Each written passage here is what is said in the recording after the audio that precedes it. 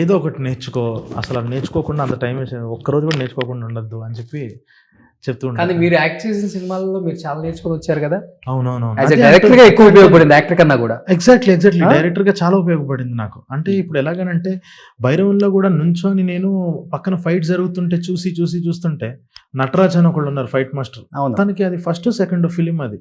తను కూడా ఒక చిన్నపిల్లలు వచ్చి తను కూడా చూస్తూ ఉంటే ఇద్దరం కలిసి అక్కడే మాట్లాడుకున్నాం. మొత్తం ఇప్పుడు మోగ్లీలో మొత్తం యాక్షన్ అంతా సింగిల్ కార్డ్ చేశాడు. నాకు తను దొరికాడు.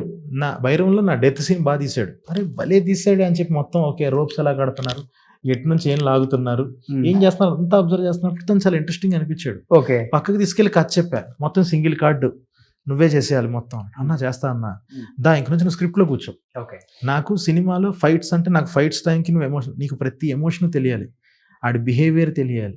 నువ్వు ఇంకొంచెం స్క్రిప్ట్లో కూర్చుంటే స్క్రిప్ట్లో కూర్చున్నాడు. 4 సార్లు స్క్రిప్ట్ మొత్తం చదివాడు. చదివి అలాగే చేశాడు ఫైట్స్ కంపోజ్.